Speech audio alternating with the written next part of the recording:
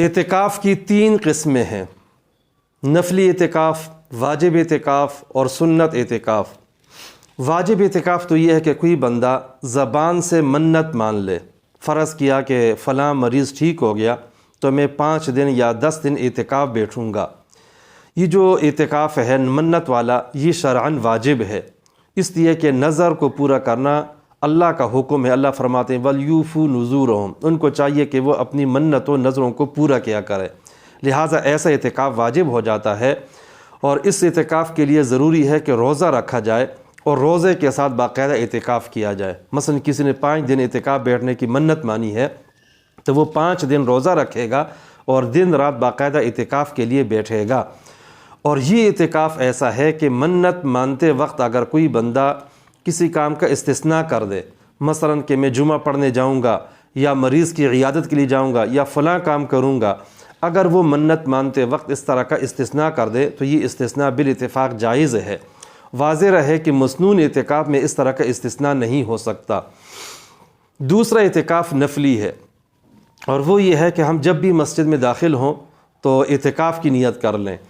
اس نفلی اعتکاف کے لیے کوئی وقت متعین نہیں ہے کہ 5 دن ہو یا پورا دن ہو یا آدھا دن ہو، نہیں، بلکہ چند گھنٹے بھی ہو سکتا ہے، چند منٹ اور چند سیکنڈ بھی ہو سکتا ہے۔ حتیٰ کہ اگر ایک بندہ مسجد میں داخل ہوتا ہے کوئی چیز اٹھانے کے لیے، اس دوران بھی وہ اعتکاف کی نیت کر سکتا ہے، اور مسجد میں قدم رکھتا ہے اور اس دوران بھی اعتکاف کی نیت کر سکتا ہے۔ ضروری نہیں کہ وہاں جا کر بیٹھ بھی جائے، بلکہ وہاں مسجد میں داخل و نکل آئے تو یہ اعتکاف ہو سکتا ہے۔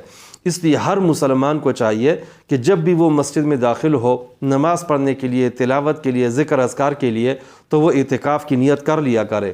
اب جب تک مسجد میں دوسری عبادات ادا کرتا جائے گا تو عبادت کا ثواب بھی ملے گا اور ساتھ ساتھ اعتکاف کا ثواب بھی ملتا رہے گا۔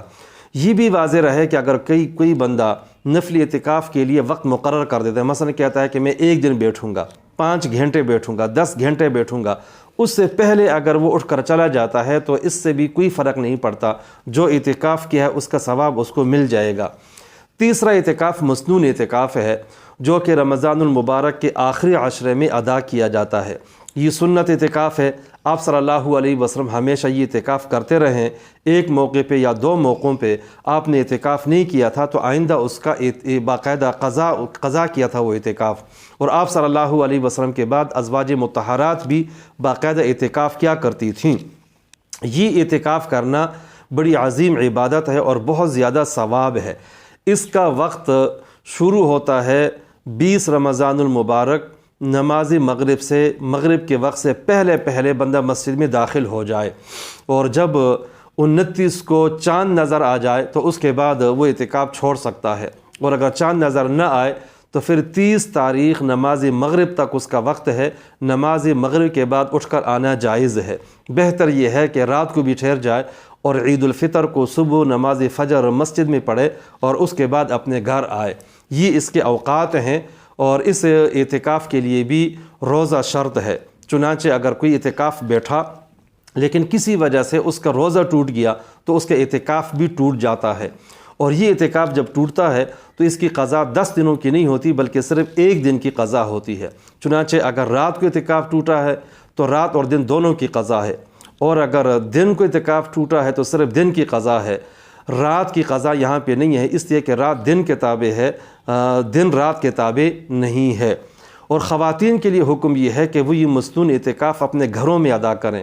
چنانچہ اپنے گھر میں، اپنے کمرے میں ایک جگہ مخصوص کر لیں، اتنی جگہ ہو جہاں پہ وہ خود بیٹھ سکیں، اس میں چارپائی ہو، کھانے پینے کا سامان رکھا جا سکے، دینی کتابیں اور قرآن پڑھنے اور رکھنے کے لیے ایسی جگہ ہو، کوئی اس طرح ملنے کے لیے آئے تو اس کے بیٹھنے کی جگہ ہو، اتنی جگہ اپنے لیے مختص کر لیں اور صرف اس میں اعتکاف کریں۔